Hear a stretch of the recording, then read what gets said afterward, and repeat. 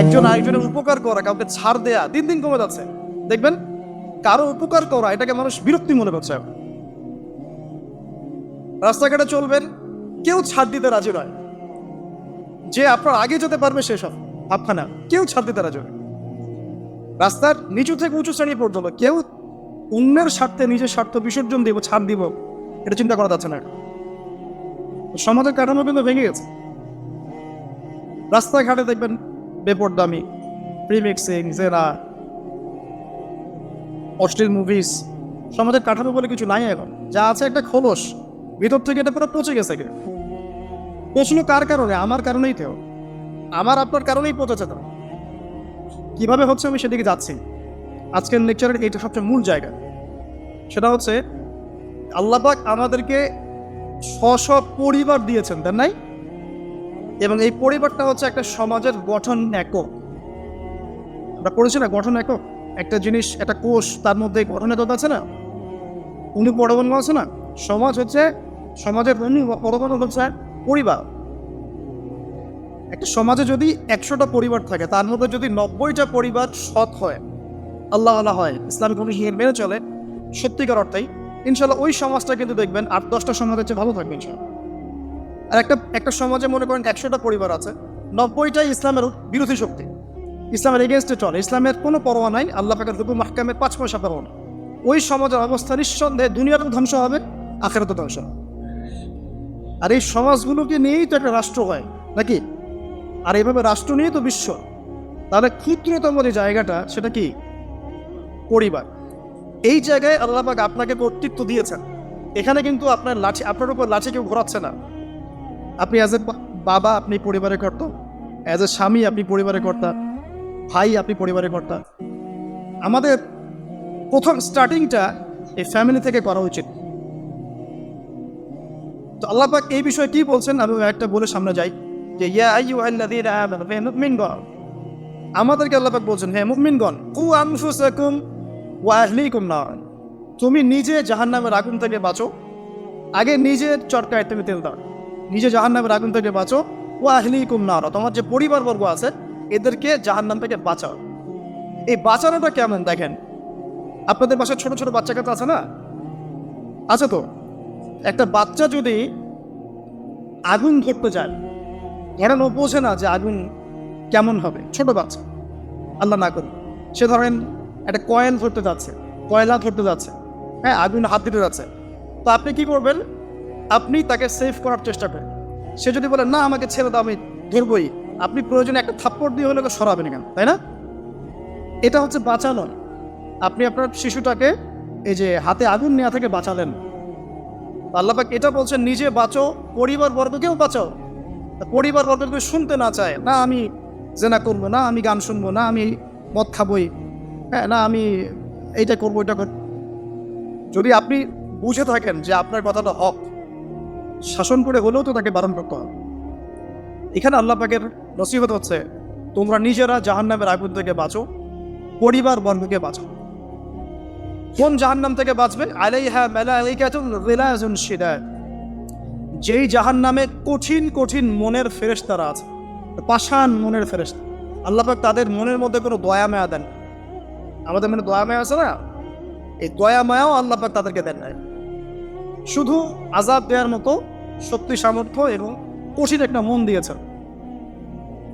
অন্য সূরায় আছে তাদের সংখ্যা 19 জন। কতজন?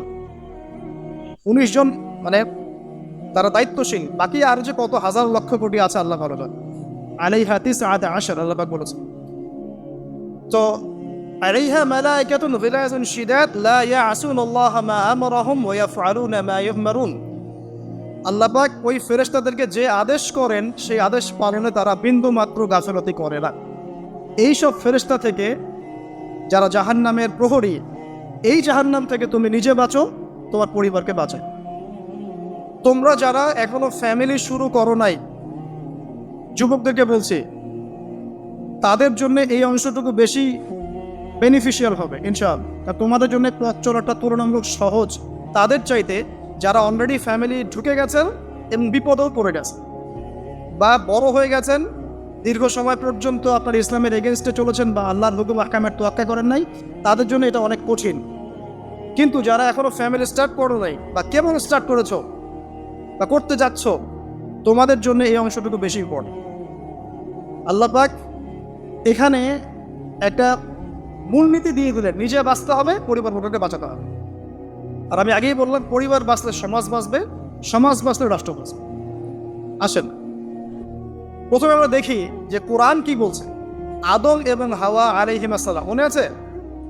তাদের দুইজনকে আল্লাহ পাক পৃথিবীতে নামিয়ে দিয়েছেন না? যে ভুলটা তারা করেছেন, সেই ভুলের ফল তারা দুইজনের সমানভাবে শেয়ার করে নিচ্ছেন না? বুঝতে পারছেন?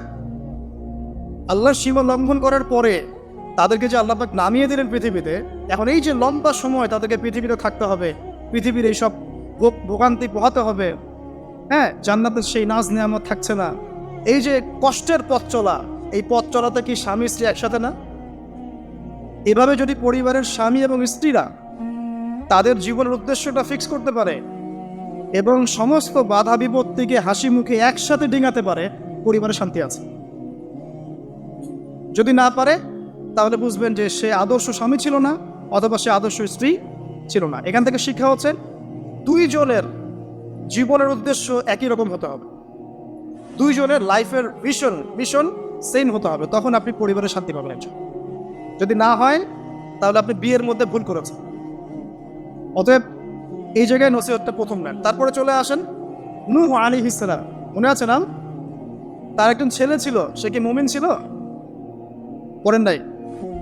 সে কিন্তু মুমিন ছিল না, সে অস্বীকারী ছিল। তার নূহ আলাইহিস সালামের স্ত্রী, সে কি মুসলিম ছিল? চিন্তা করতে পারেন, একজন নবীর স্ত্রী মুসলিম নন, একজন নবীর ছেলে, তিনি আল্লাহর আদেশের পরোয়া করছেন না। আল্লাহ বলছেন লাইসা মিন আহলিক, এই ছেলে তোমার পরিবারের কেউ না। নূহ আলাইহিস সালাম বলছেন, হে আল্লাহ, সে আমার পরিবারের একজন, তাকে ক্ষমা করে দাও। আল্লাহ বলছেন লাইসা মিন আহলিক, সে তোমার পরিবারের কেউ না। নবী পরিবারের সদস্য হওয়া সত্ত্বেও লূত আলাইহিস সালামের স্ত্রী, সে কি জান্নাতি না জাহান্নামী? তাহলে এখানে বোঝেন যে নবী পরিবার হলেও যদি ব্যক্তিগত পর্যায়ে মানুষের মধ্যে ঈমান ইসলাম না থাকে, তাহলে এইসব বংশের পরিচয়, রক্ত, বর্ণ, জাতীয়তাবাদ, ভাষা, এগুলো মানুষকে আল্লাহর আযাব থেকে বাঁচাতে পারে। নবীর পরিবারের সদস্য হওয়া সত্ত্বেও তারা জাহান্নামে আছে, শ্রোতা হারিম করে। তাহলে আমাদের কাজ কি? নিজের চটকাটা তেল দেওয়া। আমি কত বড় আলেমের ছেলে, আমি কত বড় দায়ীর স্ত্রী, আমি কত বড় মুফাসসির মুহাদ্দিসের সন্তান, ভাই, এসবের কোনো মূল্য নাই। নিজে আমি ভালো কিনা, নিজে প্রকৃত মুসলিম মুমিন কিনা, এটার মূল্য আছে। এই কারণেই হয়তো আমাদের নবী সাল্লাল্লাহু আলাইহি ওয়াসাল্লাম তার মেয়ে ফাতিমা রাদিয়াল্লাহু আনহাকে বলছেন, হে ফাতিমা, হে আমার কলিজার টুকরা মেয়ে, হে আমার কলিজার টুকরা মেয়ে, তুমি শোনো, পৃথিবীতে আমার কাছে যা চাওয়ার তুমি চেয়ে নাও, পরকালে আমি তোমার কোনো হেল্প করতে পারছি না। অথচ আমরা জানি নবী সাল্লাল্লাহু আলাইহি ওয়াসাল্লাম সবার জন্য কি করবেন? সুপারিশ করবেন, সেটা অন্য বিষয়। তোমাকে তোমার হিসাব একাই দিতে হবে, নবী সাল্লাল্লাহু আলাইহি ওয়াসাল্লাম এটা বলেছেন। একদিন তিনি বাসায় ঢুকলেন, দেখছেন আয়েশা রাদিয়াল্লাহু আনহা কান্নাকাটি করছে। আয়েশা, বলে রাখি, আয়েশা রাদিয়াল্লাহু আনহা সম্পর্কে আমাদের নবীজি বলেছেন, তাকে প্রশ্ন করা হচ্ছে, আপনি পৃথিবীতে সবচেয়ে বেশি কাকে ভালোবাসেন? তিনি বলছেন আয়েশাকে। তারপরে কাকে ভালোবাসেন? আবু বকর। তারপর কাকে ভালোবাসেন? ওমর। কথা বুঝতে পারছেন? তো সেই আয়েশা রাদিয়াল্লাহু আনহা বাসায় কান্নাকাটি করছেন। তিনি বলছেন, কি জন্য কাঁদছো হে আয়েশা? আয়েশা রাদিয়াল্লাহু আনহা বলছেন, জাহান্নামের আযাবের ভয়ে আমি কাঁদছি। কি হবে ইয়া রাসূলুল্লাহ আমাদের শেষরা? তখন আল্লাহর নবী তার স্ত্রীকে বলছেন, যাকে তিনি সবচেয়ে বেশি ভালোবাসেন, তাকে বলছেন, তিনটা ক্ষেত্র বা তিনটা জায়গা আছে যখন পৃথিবীর কোনো মানুষকে চিনতে পারবে না পরকালে, এমনকি আমিও তোমাকে চিনতে পারবো। সেটা কি? যখন এই যে মিজানের পাল্লাটা দাঁড় করা হবে, যে এটা ভারী হচ্ছে না হালকা হচ্ছে, এই সময় কেউ কাউকে চিনবে না, কারো কথা কারো মনে থাকবে না। যে গার্লফ্রেন্ডের জন্য আপনি জীবন দিচ্ছেন, তার কথা আপনার মনে থাকবে না। যে স্ত্রী সন্তানের জন্য আপনি সারা জীবন দুর্নীতি করে গেলেন, তার কথা আপনার মনে থাকবে না। এমনকি যে স্ত্রীর কাছে আপনি অনেক প্রেমময় স্বামী, সেও আপনার কথা মনে রাখবেন যখন মিজানের পাল্লাটা উঁচু করা। দুই, যখন আমল নামা ছুড়ে দেওয়া হবে, আমল নামা এভাবে উন্মুক্ত করে ছুড়ে দেওয়া হবে, ইকরা কিতাবাক, তুমি আজকে তোমার কিতাব পড়ো, ওয়া কাফা বিনাফসিকা আল-ইয়াওমা আলাইকা হাসিবা, আজকে তুমি নিজেই তোমার নফসের হিসাব নেওয়ার জন্য যথেষ্ট। এই সময় আয়েশা আমি তোমার কথা মনে রাখতে পারো। একটা হচ্ছে যখন মানুষ পুল সিরাত পার হবে তখন কেউ কারো কথা মনে। এখান থেকে শিক্ষা কি? নূহ আলাইহিস সালামের পরিবারের সদস্য হয়েও তারা আল্লাহর আনুগত্য না করার কারণে জাহান্নামে যাচ্ছে। লূত আলাইহিস সালামের পরিবারের সদস্য হয়েও ঈমান না আনার কারণে তারা কি করছেন? জাহান্নামে যাচ্ছেন। আমাদের শিক্ষা হচ্ছে আমাদের পরিবারগুলোর যে আমাদের এই বংশ, আমাদের এই যে টাকা পয়সা, স্ট্যাটাস, রং, বাড়ি গাড়ি, পলিটিক্যাল পদ, কোনো কিছু আমাদেরকে আল্লাহর আযাব থেকে বাঁচাতে পারবে না যদি আমরা প্রকৃত মুসলিম মুমিন না হতে পারি। তো পরিবারের সদস্যদেরকে আল্লাহ পাক ঈমানদার হওয়ার তৌফিক এনায়েত করুন। এবার আসুন সামনে, আরো সামনে যান। দেখেন ওই যে ইব্রাহিম আলাইহিস সালাম, দেখেছেন মনে আছে? বাবা হচ্ছে ওই সমাজের সবচেয়ে বড় লিডারের ডান হাত, নমরুদের ডান হাত। সে হচ্ছে মূর্তি পূজারীদের সর্দার, মানে মূর্তি সে বানাতো, স্ট্যাচু মেকার। ইব্রাহিম আলাইহিস সালামকে আল্লাহ পাক ওই ঘরেই জন্ম দিয়েছেন যেখানে তার বাবা একজন শিরকের কাণ্ডারি। ইব্রাহিম আলাইহিস সালাম তাকে বোঝানোর চেষ্টা করলেন, বাবা এটা শিরক, এটা শয়তানের কাজ, এখান থেকে ফিরে আসো, আমি তোমার জন্য আল্লাহর কাছে দোয়া করবো ইত্যাদি। বাবা তার কথা শুনলো না। তবে এমন না যে তিনি শুধু একবার বলেছেন, তিনি হয়তো বলতেই ছিলেন, একদিন দুই দিন না, কিন্তু বলতেই আছে। এক পর্যায়ে বাবা তাকে বের করে দিন বাসা থেকে, ফাহজুরহুম। এরকম করে ইব্রাহিম আলাইহিস সালামকে বের করে দেওয়া। কিন্তু তিনি বললেন সালামুন আলাইক, বাবা আপনার উপর শান্তি বর্ষিত হোক, আমার আব্বা আপনার প্রতি শান্তি বর্ষিত হোক, আমি আল্লাহর কাছে আপনার জন্য দোয়া করব। পরে যখন আল্লাহ পাক তাকে বললেন যে কোনো মুশরিকের জন্য তোমার দোয়া করার সম্ভাবনা পাবে না, তখন থেকে ইব্রাহিম আলাইহিস সালাম দোয়া করা বন্ধ করে দেন। এখানে দেখেন ছেলে, একজন যুবক ছেলে, তার মধ্যে ঈমান এসেছে, সে তার পরিবারের চলমান শিরকের বিরুদ্ধে কথা বলছে, প্রয়োজনে সে সেখান থেকে স্কিপ করেছে, তাকে বের করে দেওয়া হয়েছে, সে চলে গেছে, তারপরেও কিন্তু তাওহীদের সাথে শিরকের আপোষ করে নেয়। ইব্রাহিম আলাইহিস সালাম সামনে যান। ওই যে তার স্ত্রী হাজেরা আলাইহিস সালাম তার সন্তান এবং স্ত্রীকে রেখে আসছেন কোথায় বলেন? মক্কায়, তাই না? মরুভূমিতে, খাবার নাই, পানিও নাই। এখন ইব্রাহিম আলাইহিস সালাম চলে যাওয়ার সময় তার স্ত্রী বলছেন যে আপনি কি আল্লাহর আদেশেই আমাকে ছেড়ে যাচ্ছেন? তিনি বলছেন হ্যাঁ। তখন তিনি বলছেন আল্লাহ পাক আমাদেরকে ধ্বংস করবেন না। এখানে খেয়াল করে দেখেন, তারপর সাফা মারওয়া সাই করলেন, জমজম কূপ পানি বের হলো, সেখানে কমিউনিটি গড়ে উঠলো। ইসমাইল আলাইহিস সালামের ঔরস থেকে পরবর্তীতে মুহাম্মদ সাল্লাল্লাহু আলাইহি ওয়াসাল্লামের জন্ম হয়েছে ওই ট্রাইবের মধ্যেই। এখানে খেয়াল করেন, এই যে সন্তান ইসমাইল আলাইহিস সালাম, তিনি যখন একটু বড় হচ্ছেন তখন ইব্রাহিম আলাইহিস সালাম আসছেন, এসে বলছেন আমি স্বপ্ন দেখেছি, ইয়া বুনাই, আমি স্বপ্ন দেখেছি, ইন্নী আরা ফিল মানামি আন্নী আসবাহুক, আমি স্বপ্ন দেখেছি আমি তোমাকে জবাই করছি, ফানজুর মাযা তারা, তোমার কি রায় আমাকে বলো। এখন ইসমাইল আলাইহিস সালাম বলছেন, কিশোর ইসমাইল, ইয়া আবাতি, হে আমার বাবা, ইফআল মা তুমার, আপনি সেটাই করেন যা আল্লাহ আপনাকে আদেশ করেছে। সাতাজিদুনি ইনশাআল্লাহু মিনাস সাবিরিন, ইনশাআল্লাহ আপনি আমাকে সবরকারী পাবেন। কার কথা এটা? ইসমাইল আলাইহিস সালামের কথা। এখন খেয়াল করে দেখেন, ইসমাইল আলাইহিস সালামকে কিন্তু তার বাবা 24 ঘন্টা কাছে রেখে মানুষ করেন নাই। কারণ তিনি থাকতেন ওই যে প্যালেস্টাইনে, সেখানে আরেকজন স্ত্রী আছেন সারা আলাইহিস সালাম, আসা যাওয়া করতেন। মূলত তাকে মানুষ করেছে তার মা হাজেরা আলাইহিস সালাম। যেই সবরকারী, আল্লাহর প্রতি তাওয়াক্কুলকারী মা বলেছিল, আল্লাহ যদি আপনাকে আদেশ করে থাকেন আমাদেরকে ছেড়ে যাওয়ার জন্য, সেই আল্লাহ আমাদেরকে ধ্বংস করবেন না। ওই যে তাওয়াক্কুল, ওই যে সবর, তার গর্ভ থেকে আল্লাহ পাক জন্ম দিয়েছেন ইসমাইল আলাইহিস সালাম। যেমন মা তেমন সন্তান। যে সন্তান বলছে আমাকে জবাই করতে যদি আল্লাহ পাক আদেশ করে থাকেন আপনি করেন। তো ঘরের মধ্যে স্ত্রীরা, আমাদের ঘরের স্ত্রীরা যদি হাজেরা আলাইহিস সালামের মতো না হতে পারে, সবরকারিণী এবং আল্লাহর প্রতি তাওয়াক্কুলকারিণী, আমাদের বোনেরা, আমাদের মায়েরা যদি হাজেরা আলাইহিস সালামের মতো সবরকারিণী হতে না পারে, আল্লাহর প্রতি তাওয়াক্কুলকারী হতে না পারে, তাহলে তাদের গর্ভ থেকে কোশ্চিন কালেও ইসমাইলের জন্ম হবে না। কথা বুঝতে পারছেন? তাদের গর্ভ থেকে কোশ্চিন কালেও ইসমাইলের মতো সন্তানের জন্ম হবে না এবং ইসমাইলি প্রজন্ম গড়ে উঠবে না। এই জন্যই আপনি তাকিয়ে দেখেন ম্যাক্সিমাম পরিবারের সন্তান এখন বেলাইনে চলে গেছে। কারণ কি জানেন? মায়ের সমস্যা আছে, শুধু বাপের সমস্যা থাকে না, মায়েরও সমস্যা থাকে। মায়ের ফিতরাত সন্তানের মধ্যে চলে আসে, তো নারীরা যদি আল্লাহর আনুগত্যশীলা না হয়, মুমিনা মুসলিমা 5 ওয়াক্ত নামাজ পড়া, লজ্জাস্থানের হেফাজত করা, খাস পর্দা করা, হ্যাঁ, স্বামীর আনুগত্যকারী, প্রেমময়ী, তারা যদি না হতে পারে, সবরকারিনী, তাওয়াক্কুলকারিনী, তাহলে ওই মায়েদের গর্ভ থেকে আপনি ইসমাইলের মতো সন্তান কিন্তু পাবেন না। ইল্লা মাশাআল্লাহ, ইল্লা মাশাআল্লাহ। আরো সামনে যান, দেখেন নবী মুসা আলাইহিস সালাম একজন ব্যক্তিকে একটা ঘুষি দিয়েছেন, সেই ব্যক্তি ওইখানে স্পটেড, আর ফেরাউনের লোকজন তাকে ধাওয়া করছে। মুসা আলাইহিস সালাম মিশর থেকে চলে গেলেন মাদিয়ান নামক জায়গায়।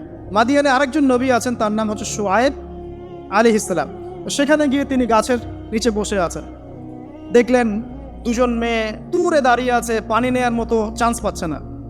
ওই কওমের লোকজনের শক্তি বেশি, তো তিনি একটু শক্তিশালী ছিলেন, মুসা আলাইহিস সালাম। তিনি গেলেন, গিয়ে শক্তি খাটিয়ে ওদেরকে পানির ব্যবস্থা করে দিলেন, দিয়ে আবার সেই গাছের এখানে এসে বসলেন, বসে আল্লাহর কাছে দোয়া করছেন, রব্বি, হে আমার রব, লিমা আনজালতা ইলাইয়া মিন খাইরিন ফাকির। এখানে কিন্তু তার কোনো গৃহ নাই, থাকার জায়গা নেই, খাওয়ার কিছু নাই, এখানে পরিচিত কেউ নাই, একদম নিঃস্ব শূন্য হাতে হাত উঁচু করে আল্লাহর কাছে বলছেন, রব্বি ইন্নী লিমা আনজালতা ইলাইয়া মিন খাইরিন ফাকির। হে আল্লাহ, আপনি আমার উপর যে অনুগ্রহটা বর্ষণ করবেন, আমি এর জন্য ভিখারি হয়ে বসে আছি। এবার আল্লাহ পাক ওই একটা মেয়েকে পাঠালেন। ওই মেয়েটা আসলো লাজুক ভঙ্গিতে, লজ্জাশীলতা, চোখ নিচু করে। এই যে এখনকার এই যে ব্লাউজ ছাড়া শাড়ি পরা জেনারেশন না, এরা চক্ষু নিচু করে আসলেন। এই হাঁটাটাকে আল্লাহ পাক প্রশংসা করেছেন।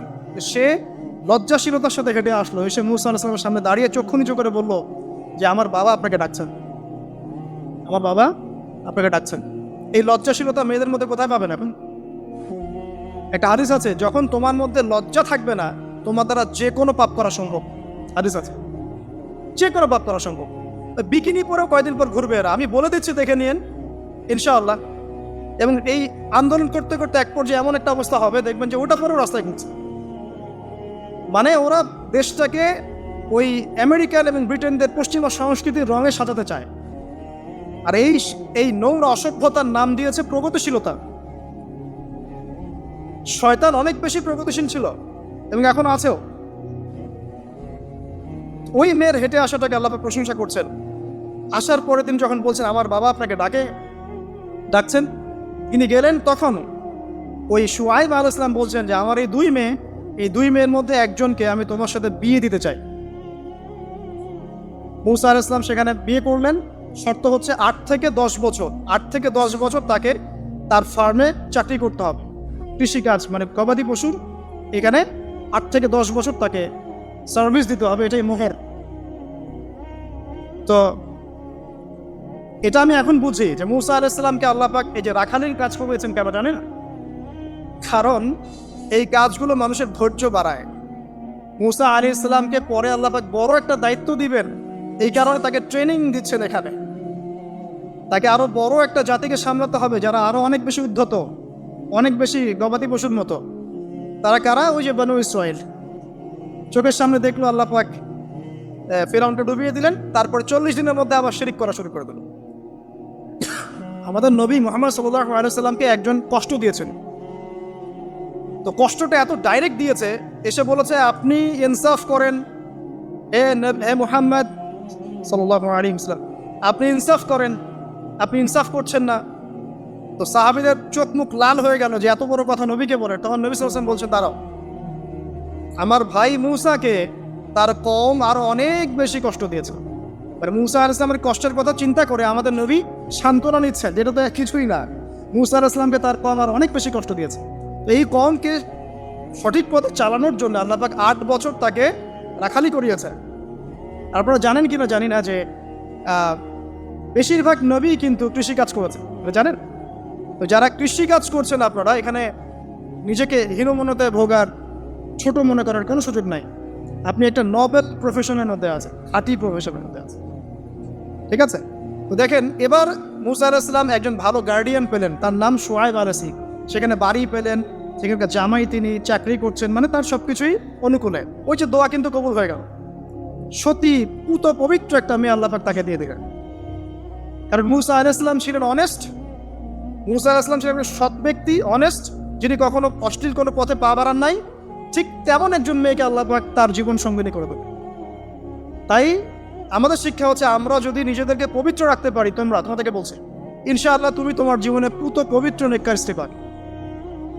কিন্তু তোমরা যদি এখনকার এইসব প্রলোভনে পড়ে যে না মদ পণ হাবিজাবি সব কিছুর মধ্যে ঢুকে যাও, মাদক ইত্যাদির মধ্যে, পুত পবিত্র নারী আসবে না।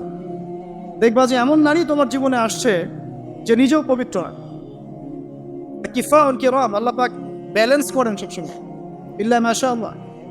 শুধু তাই নয়, শুআয়ব আলাইহিস সালামের মধ্যে একজন গার্ডিয়ান তিনি পেলেন, যিনি তাকে দিনের পথে হেল্প করলেন। পরবর্তীতে মুসা আলাইহিস সালাম নবী হলেন।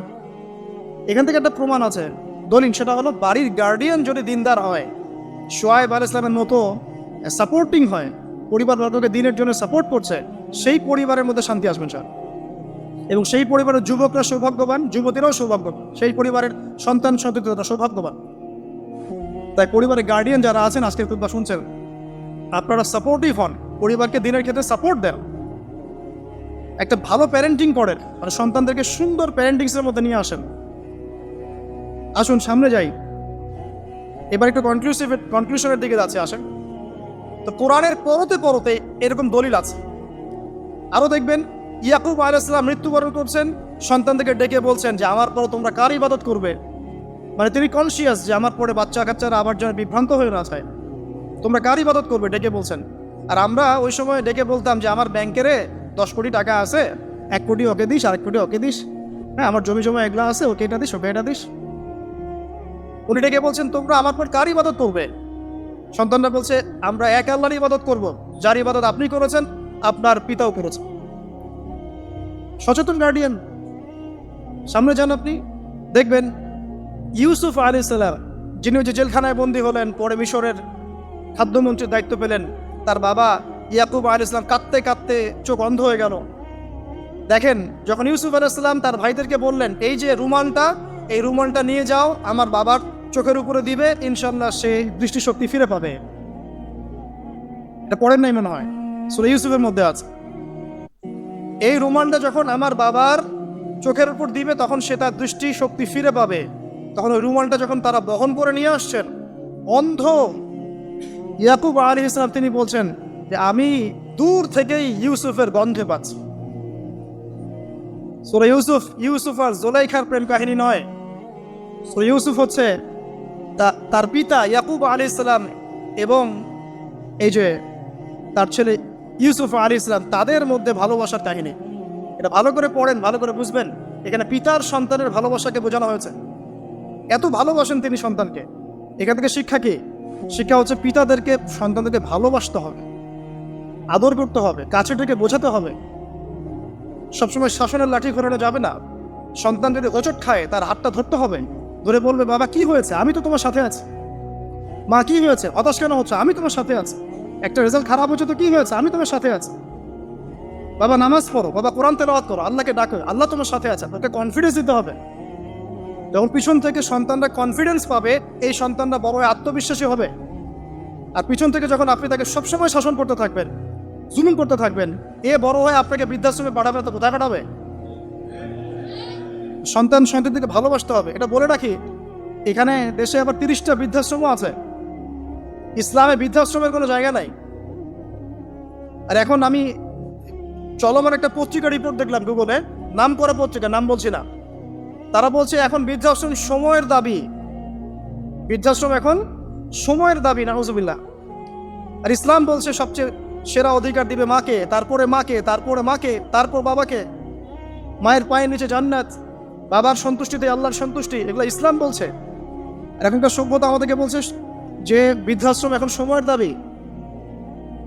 ইউসুফ আলাইহিস সালামকে যেভাবে ভালোবাসতেন তার বাবা, সন্তানকে ভালোবাসেন। আমাদের নবী মুহাম্মদ সাল্লাল্লাহু আলাইহি ওয়াসাল্লাম মানুষকে যত ভালোবাসতেন, এর কারণ কি জানেন? ছোটবেলা থেকেই তাকে খুব ভালোবাসা দিয়ে মানুষ করা হয়েছে। তার মা তাকে ভালোবাসতেন, তার দুধ মা তাকে ভালোবাসতেন, তার দাদা আব্দুল মুত্তালিব তাকে সাথে করে নিয়ে ঘুরতেন, কাবার সামনে বসাতেন, বসিয়ে বলতেন তার নাম হচ্ছে মুহাম্মদ, প্রশংসিত। এই নামটা তখন আরবে কেউ রাখতো না। আমার এই নাতি, আমার এই ছেলের ছেলে ইনশাআল্লাহ এ বড় হয়ে নেতা হবে, এই কথা বলতেন। তাকে আত্মবিশ্বাস দিতেন। এবং কি তার দাদার ইন্তেকালের পর তার চাচা আবু তালেব মুসলিম না হয়েও সুদীর্ঘ সময় পর্যন্ত ভাতিজাকে সাপোর্ট দিয়েছেন। এই সাপোর্ট দেয়, কনফিডেন্স, এগুলো খুব ইম্পর্টেন্ট। এগুলোর ঘাটতি যখন হবে তখন এই যুব সমাজ পরিবারের সদস্যরা ফেড আপ হয়ে যাবে, মানসিক কষ্টে ভুগবে, মাদকের কাছে যাবে, অন্য একটা মেয়ের কাছে যাবে, পণে যাবে, আপনার মিউজিক্যাল ইনস্ট্রুমেন্টের কাছে যাবে। ঠিক আছে, আমরা শেষ করছি।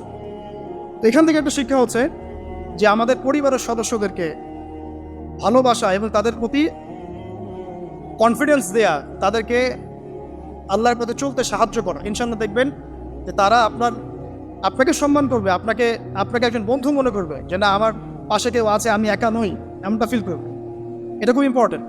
শেষ করার আগে এই যে কোরআনিক কিছু আমি জাস্ট এক্সাম্পল দিলাম, বিচ্ছিন্ন এক্সাম্পলস যে কোরআনে এইভাবে আসছে। এছাড়া লোকমান আলাইহিস সালামের ঘটনায় আপনি পাবেন, সূরা লোকমানের মধ্যে সন্তানকে ডেকে কত নসিহত করছে, বাবা শিরিক করো না, সৎ কাজে আদেশ করো, অসৎ কাজে নিষেধ করো, পিতামাতার খেদমত করো। আর আমরা বাচ্চাদেরকে কি শেখাই? জমি জমা, বাড়ি গাড়ি, দাঁড়াতে হবে, চাকরি করতে হবে, এটা সেটা। আগে সন্তানকে শেখাচ্ছে বাবা আল্লাহকে চিনো, আল্লাহ বলে একজন আছে, তিনি, তাকে চিনো আগে, তার সাথে কাউকে শরিক করো না। শিরকের শিক্ষা কোথায় এখন পরিবারের মতো?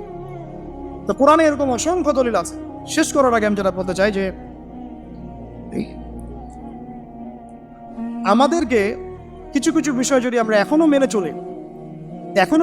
চলি, এই ভঙ্গুর সমাজ ব্যবস্থায়ও আদর্শ পরিবার ধরে রাখা ইনশাআল্লাহ সম্ভব।